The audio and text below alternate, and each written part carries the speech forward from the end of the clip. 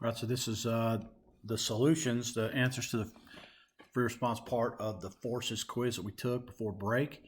So we're going to look at the questions and run through the scoring guides, etc. Here we have two blocks connected on a table, right? The first question says the dot represents the two blocks. Draw free body diagrams showing and labeling the forces, not components, exerted on each block. Draw relative lengths of vectors to reflect the relative magnitude of the forces. So the first thing we need to look at is what do those forces look like? So we have tension on block 1 and tension on block 2. We could just label those as tension, or we could label as tension 2. All right, we could just label those as tension because they're the same. They need to be the same length. And then here we need to have the weight M1G or weight 1 that is smaller, noticeably smaller than weight 2 or M2G. Points here. 1 point for having the weight and tension correct on block 1, 1 point for having a weight and tension on block 2, and 1 point for making sure that they were labeled and drawn with the proper length. The second part says derive the magnitude of the acceleration of block 2. Right? Derive the magnitude means we're going to start with something about Newton's second law. So the sum of forces on block number 1 should be equal to M1A, and that block should go up. So it should be tension minus M1G. 1 point for that statement. Sum of forces on block 2 should be M2A, and they should equal, M2 is going down, so M2G minus T. 1 point for that. 1 point for somehow trying to resolve those equations simultaneously.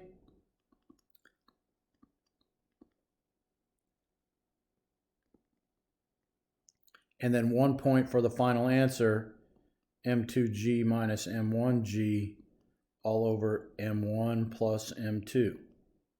All right, the only other thing you could have done was factor out a G in the top and say G times M2 minus M1 over M2 plus M1. That would have been a further simplification, but you need to have that, but 4 points total there. Now, indicate whether the magnitude of the acceleration of block 2 is now larger or smaller when I have added mass 3 to the top of the table. All right, acceleration will be smaller for 1 point because now we have more mass to accelerate.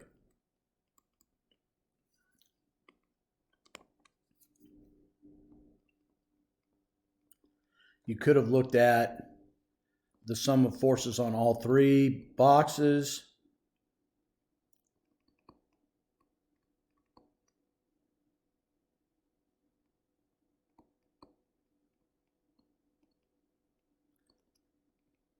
Looking at this and having in your tensions as T1 and T2 because they would be different now. So on mass 3A, you'd have T1 minus T2 and it's frictionless. Then you'd still have T2 minus M1G and T1 or M2G minus T1, and then you would still add them together, but now you would get M2G minus M1G all over M1 plus M2 plus M3. Now this was not required to get your point if you simply stated that the addition of mass 3 now has to be accelerated with the system, and that means more mass, so acceleration should go down because they're inversely proportional, or acceleration has got to be smaller because you have more mass. You'd have gotten both points there. Question number 2. We have the 10 kilogram block being pulled, and we have a 10 kilogram block attached to a 5 kilogram block. Case 2, case 1. And we're being pulled with 50 newtons, and we have a 5 kilogram block there, and G equals 10. Student A says acceleration of the 10 kilogram block case in case 1 will be the same as in case 2 because both cases there's a force of 50 pulling the block across the table, and the friction in each case is the same. What about statement number 1 is true? The force of 50 is the same for 1 point. 50 newtons, right? Even if it's using through a string, is still pulling 50. The weight of 5 times 10 is 50, so that part is true. The second part of what's true, friction is the same for 1 point. What about student A's reasoning if anything is incorrect? A is not the same. 1 point, right? You need to make reference to the total mass of 10 kilograms in case 1 or 15 kilograms in case 2. Different masses will accelerate differently. You could have also gone ahead and calculated it and said 50 minus 20 equals 10A in case 1. In case 2, you would have the sum of forces on the 2 blocks. So you'd have 5A equals 5G minus T. And on the 10 kilogram block, 10A equals T minus friction. So you'd have 15A equals 5G minus friction, which is 50 minus 20. So you'd have 30 over 15 and 30 over 10. So in case 1, A equals 3. In case 2, A equals 2. So they're not the same, but it's due to different masses. So 2 points for that. What part of B's reasoning are correct? B says acceleration in 10 kilogram case 1 will be greater than case 2 because the 5 kilogram mass falling toward the ground bounces out 5 kilograms of mass from the block on the table, so there's less mass to accelerate. So their true statement is case 1A is greater than case 2A. And at some point you would have to prove that, right? You would have to show that, right? Numerically was what we're probably looking for. These calculations to prove that in fact the accelerations are different, not just state that they have to be different.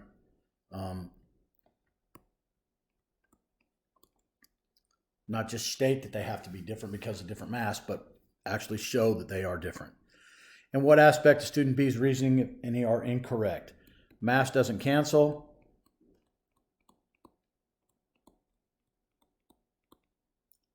For 1, and there's more mass to accelerate.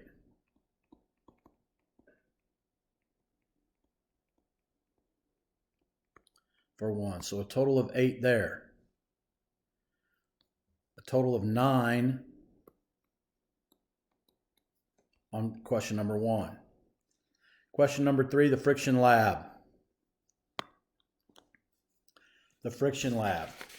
So we have the data that's given to us, and it says graph the data below so that you can determine the coefficient of friction between the mass and the tabletop. That means you have to figure out the coefficient of friction. Be sure to label each axis and appropriately number the scales.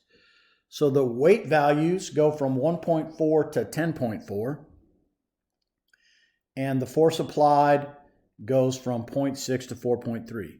Well, coefficient of friction doesn't have anything to do with force applied or weight. It's got to do with friction and normal. So we should have friction force on the y-axis, and those values have to go from 0 to 5. So I could go 0, 1, 2, 3, 4, 5. And force applied, weight doesn't have anything to do with friction, right? So I have normal force or force normal, or put a vector over it, in newtons, friction in newtons. And those have to go from basically 0 to 11. So 0, I could go 2, 4, 6, 8, 10. I could have gone every 4 units if I wanted to, but those little 5 by marks make it pretty straightforward. And then I have to plot those numbers. So 1.4 newtons x, so 1.4 should be like here, and I'm going to 0.6 newtons up. Then I'm going at 3.6, 1.5, so 3 should be halfway there. 0.2 and 0.4, 3.6, 1.5 should be halfway between there. 4.5, 1.9, so 4. That's 5, so 4.5 should be right here. And I'm going to 1.9.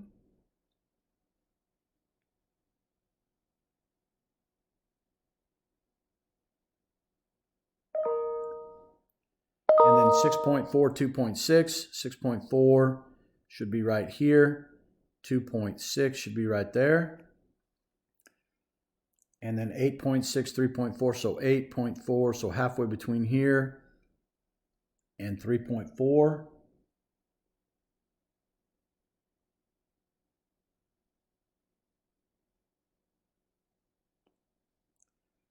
And then 4.3, 10.4, 10.4, 4.3. So just off my scale, 4.3 should be right there.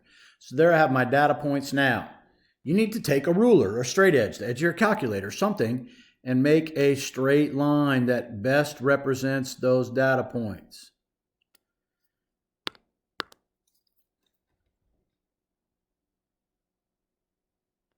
Whatever it is, right? It would be the line. It doesn't have to join them all. It doesn't go line to line, connect the dot. It's the line that best represents that data. All right, so I'll just make one right here.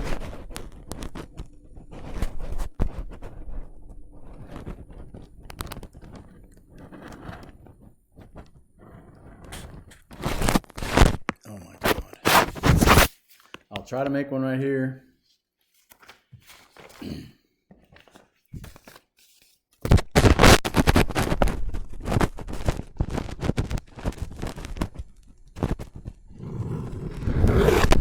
Let's say that's the best fit line. All right. So point-wise, you're getting 1 point for a properly labeled friction and numbered axis there, normal and numbered axis here. 1 point for plotting the points correctly and something about the coefficient.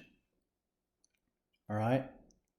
Something about, so plotting the points and drawing a best fit line was 1 point.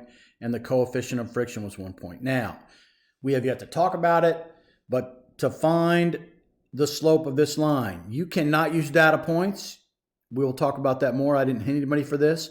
You need to find points of your line that cross natural intersections of your graph so you can read them at like 9.2, comma 3.6. And an x1 at 0.8, 0.4. And then I need to take the slope of that. So change in y, 3.6 minus 0.4 over 9.2 minus 0.8.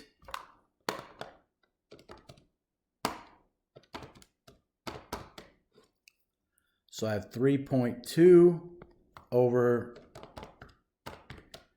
8.4, and that should be about, and that gives me a slope of about 0.38, right? If nothing else, you should have used the last data point, first data point, and found the slope. At no time will you ever find f over n, f over n, f over n, f over n, f over n, and f over n for those 7 data points and average them together. Everything we've done with the graph all year involves graphing and using something with slope. That should have been common sense, right? How you actually found that slope, I didn't hit you for because we hadn't talked about it yet, but you should have drawn a line, right? You should have had your axes properly labeled. Some of us need to remember that it's a title of a graph is y versus x. What's on the y-axis versus what's on the x. So this graph, if you were going to label it with that title, should be friction versus normal, or for all of you, force applied versus weight, since nobody except about 3 people actually realized that it's friction and normal that are involved. Y versus x, not x versus y, right? So 4 points for that, 1 for each axis, 1 for plotting and labeling the line, and 1 for the proper slope, 1 for the proper mu. If you didn't have the axes labeled correctly, you got hit for that. So then the second part, why is it necessary to drag the mass at constant velocity for this experiment to work? So that F net equals 0, and therefore friction equals force applied, right?